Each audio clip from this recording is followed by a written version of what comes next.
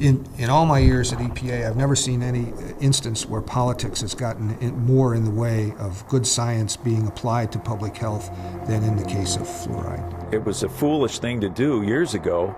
They didn't have enough information. They hadn't really been tested. Oh, it would be very difficult for NIH or public health to admit a mistake. We've essentially been exposing people in this country for years.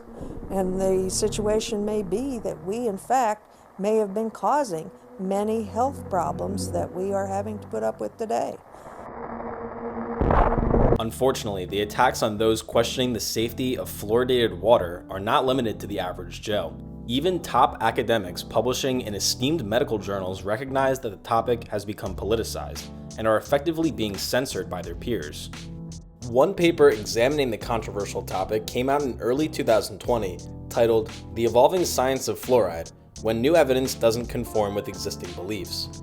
The authors state, over the past 75 years, health authorities have declared that community water fluoridation, a practice that reaches over 400 million worldwide, is safe. Yet, studies conducted in North America examining the safety of fluoride exposure in pregnancy were non-existent. The tendency to ignore new evidence that does not conform to widespread beliefs impedes the response to early warnings about fluoride as a potential developmental neurotoxin. People who question the safety of water fluoridation are quickly dismissed as zealots or anti-science fanatics.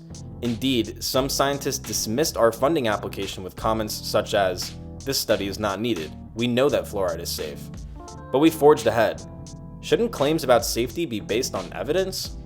We expected our study would reignite the debate about the safety of water fluoridation, but we didn't expect we would be at the crossfire of this political and polarized debate. Vitriolic comments and claims with little scientific basis, such as the results are driven by outliers, were made by the American Council on Science and Health and the UK-based Science Media Center, both heavily funded by the pharmaceutical and food and beverage industries. We presented our findings at an international meeting held in Ottawa. We were nervous about how the results would be received by the audience, which included members from Health Canada and other public health agencies. Afterwards, someone approached me and said, "Congratulations, you've just sabotaged your career before it even started." It is abundantly clear that water fluoridation is a golden child of industry, government, and academia, an unquestionable fixture in modern public health resembling a religion. It's important to keep this in mind when discussing the topic. The powers that be are actively censoring and dismissing information suggesting it might be harmful. After all, they kind of have to. What are they going to say to people? "Oh yeah, that fluoride we've been dumping into the water the last half century that we said was safe, turns out it's a toxin. Sorry guys."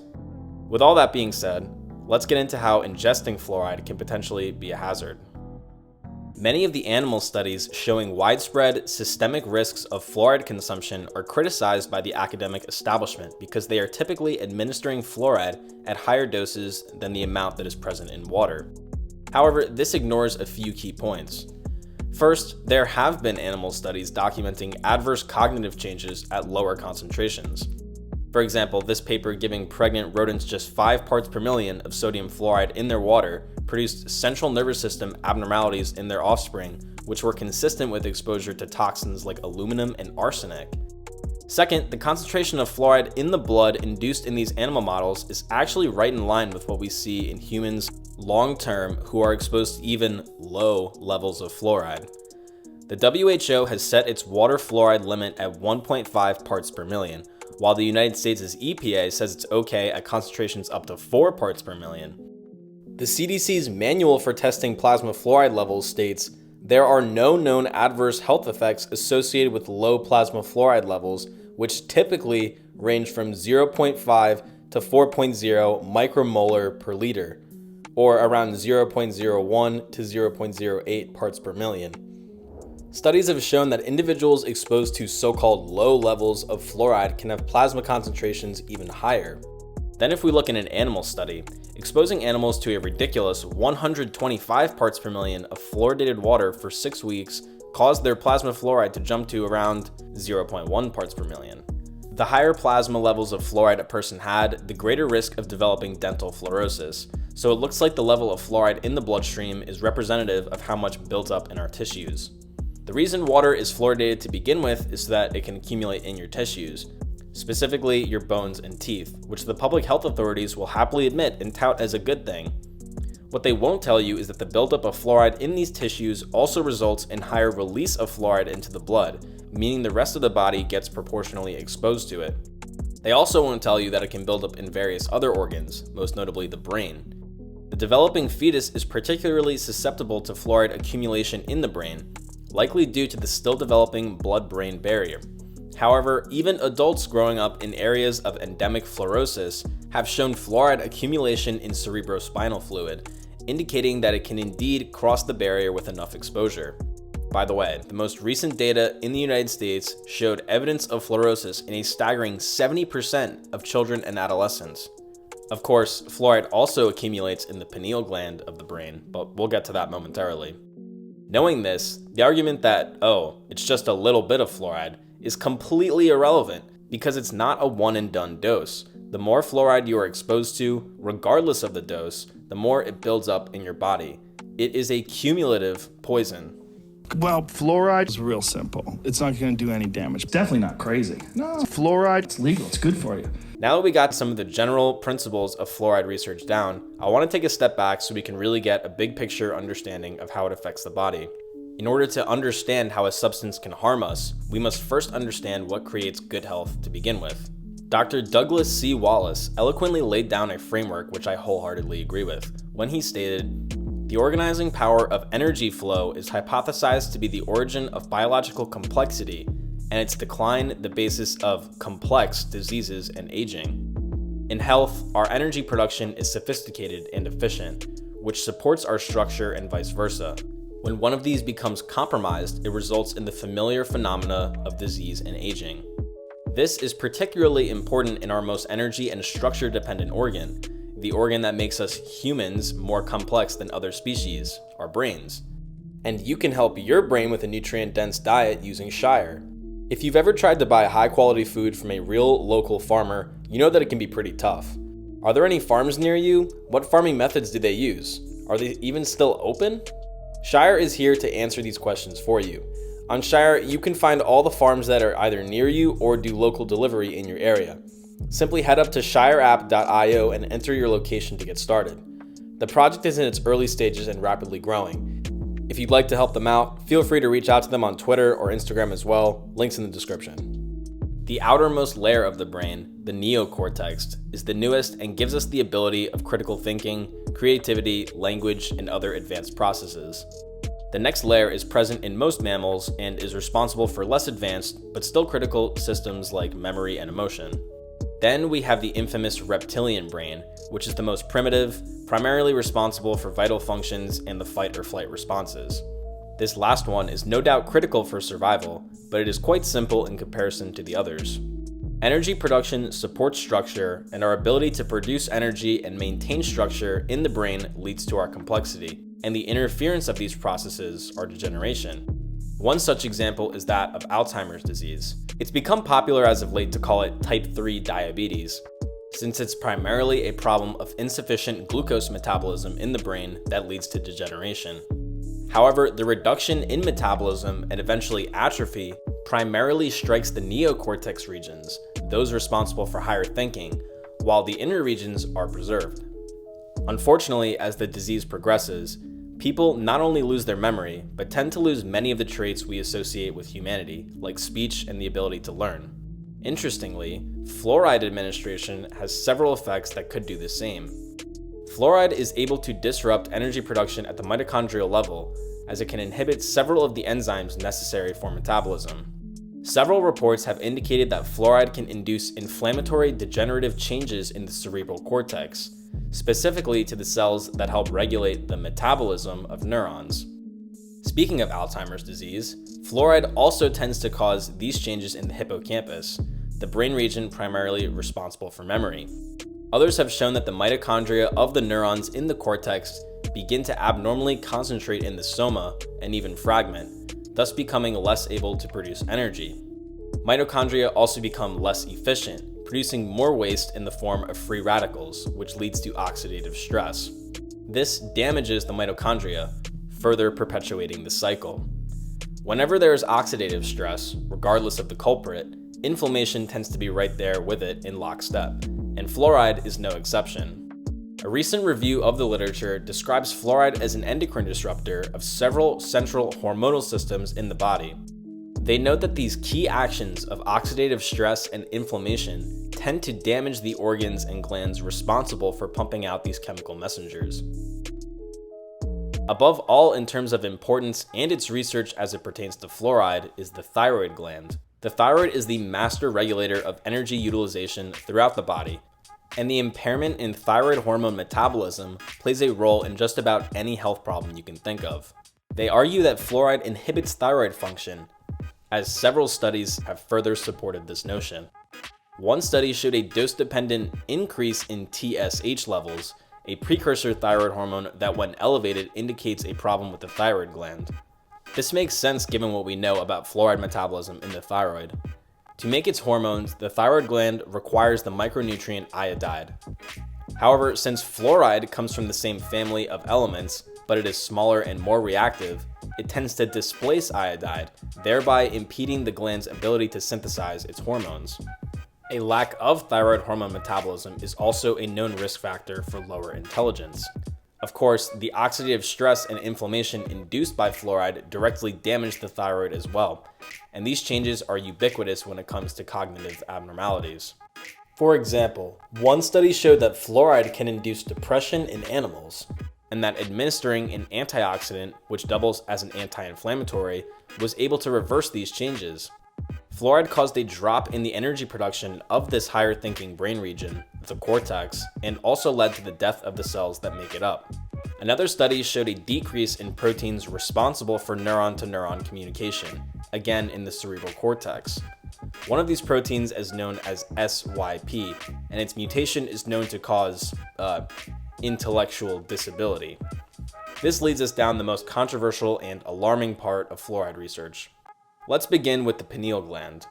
Many ancient civilizations believed the pineal gland to be responsible for consciousness and deeper thinking, claiming it was our metaphorical third eye. Today, it's understood that the pineal gland primarily produces melatonin, which is both important for sleep and has many neuroprotective, anti-inflammatory, and antioxidant properties. Oh yeah, it also produces DMT. See, all that pineal gland shit is not proven. They don't know that DMT comes in. I can't handle any more. They do now. Yeah, they do now. Really? The Cottonwood Research Foundation, they did a series of tests with rats, and they proved that live rats have DMT produced by the pineal gland. Really? Now, it doesn't necessarily mean that humans do too, but they're pretty sure they do. Did you like? They also know that your lungs produce it and your liver produces it. That's a fact. Really? So your body's producing DMT, 100%. Fluoride is well known to calcify the pineal gland, a degenerative change in this brain region which inhibits its ability to produce the protective melatonin from its precursor, serotonin. It's also been shown that fluoride administration to animals increases serotonin levels, and the same is observed in humans exposed to water fluoridation. Be sure to check out our video on the wonders of serotonin if you're curious on this topic. Serotonin decreases energy production in the brain. This tends to cause lethargy and brain fog, whereas serotonin's opposing neurotransmitter, dopamine, produces motivation and energy. Of course, having less melatonin and more serotonin also results in worse sleep, which is associated with fluoride exposure. Pineal gland dysfunction resulting in low melatonin, sleep disturbances, low dopamine, and high serotonin is related to multiple mental disorders such as ADHD, autism spectrum disorders, and Alzheimer's disease. One study looked at fluoride concentrations in Scotland in relation to Alzheimer's disease and found that those consuming the most had nearly 3 times the risk of developing this kind of dementia. This was a far higher risk than even that of aluminum. You know what the worst part is? Scotland doesn't even fluoridate their water.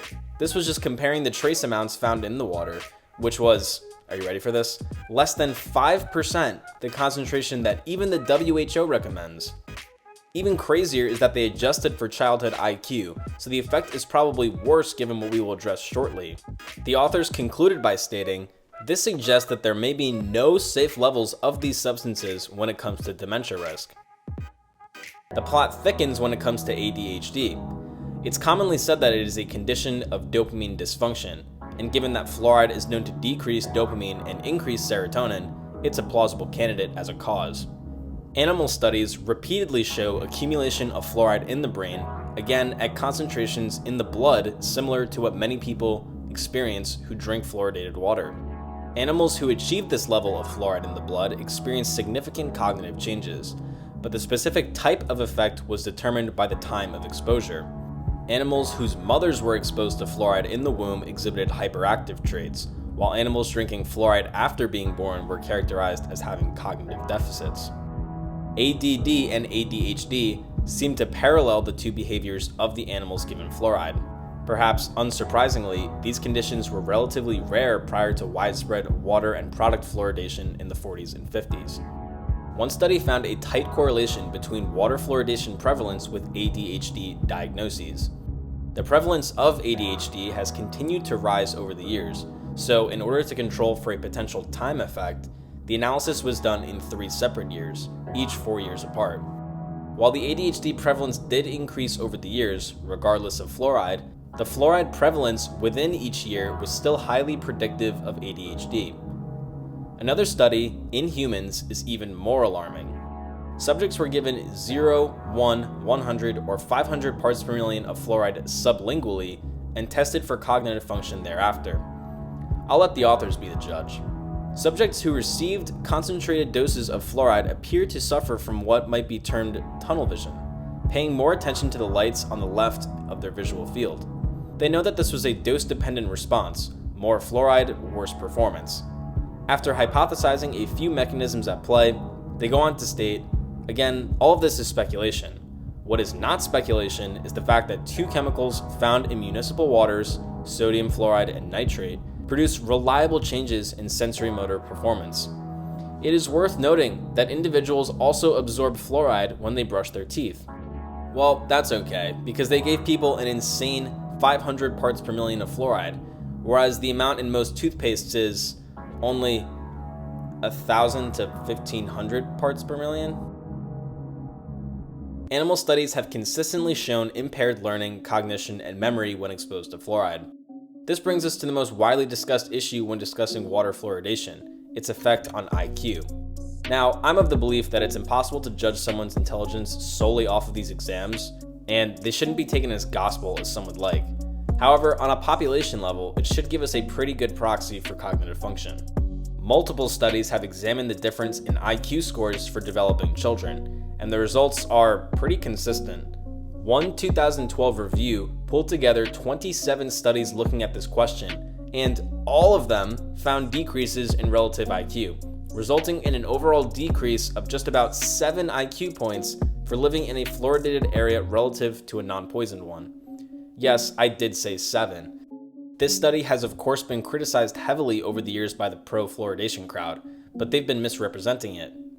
In 2018, the New York Times ran an article discussing the study and claimed it only lowered IQ by 0.45 points, linking to this YouTube video. I guess they didn't know that it was not a lowering of 0.45 points, but of 0.45 standard deviations, and given that a standard deviation of IQ is 15, that means a drop of 6.75 points. Since then, at least 15 more studies have looked at the question, and once again, all of them showed a negative association between intelligence metrics and fluoride exposure. Dental fluorosis is also a great indicator of decreased IQ, and let me remind you that over 70% of children and adolescents in the United States suffer from this condition. Critics of these studies also like to say that the amount of fluoride is too high to be relevant in the Western world. I love this. Well, first of all, the vast majority of these studies are looking at fluoride levels that are under the EPA or WHO's limits. For example, one study looked at children's intelligence in 2 different villages in China. They looked at their parents' education level, but they were the same between them. They also looked at average family income, but that was the same too. You know what wasn't the same? You know what? I'm about to say it. It was the fluoride. They showed a dose-dependent decrease in IQ going from 0.36 parts per million to 4.16 parts per million of fluoride, with the mean IQ dropping over 20 points. 20 points. Let me remind you that the United States' EPA sets the limit at 4.0 parts per million, and that the Scotland study showed dose-dependent increases in dementia risk at well under 0.36 parts per million. They also showed a significantly higher proportion of intellectual disability with increasing fluoride concentrations. Another study looked at prenatal exposure to fluoridated water, and the offspring exhibited a dose-dependent decrease in IQ score. For every half part per million increase in urinary fluoride concentration, a 2.5 point decrease in IQ was predicted. Keep in mind that in North America, the average urinary fluoride for pregnant women is around 1 part per million, but many can have concentrations at well above 2 parts per million, some even getting up to 4 parts per million. Imagine a 10-point decrease in IQ for your child just because the government wants to dump industrial waste into your water and then tell you it's harmless. Remember, the IQ scale is not linear, so if you go from an average IQ of 100 to an IQ of 90, that means a quarter of the population leapfrogged your intelligence. Well, that was easy. A 2020 paper looked at a large group of Canadian infants, and this is significant because this country's so-called optimal level of fluoride is just 0.7 parts per million, less than half of what even the WHO recommends.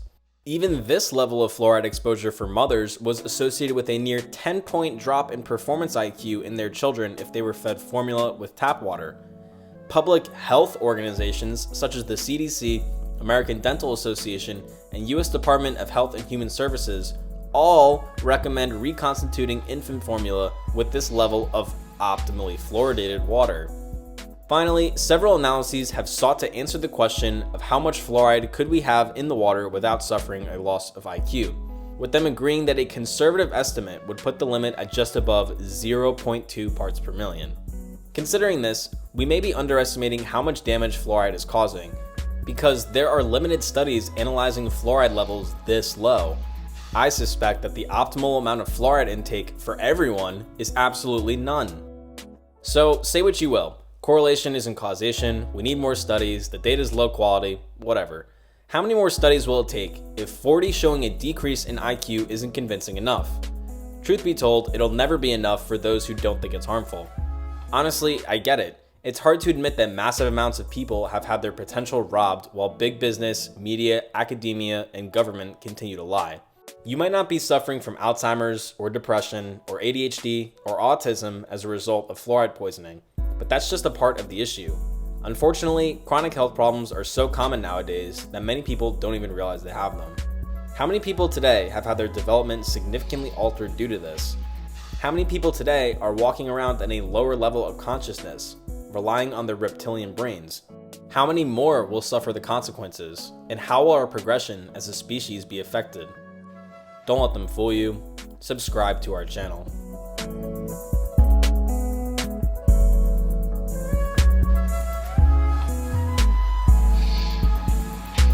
That fluoride in the water thing is so sketchy. Have you ever looked into whether or not fluoride should be in the water?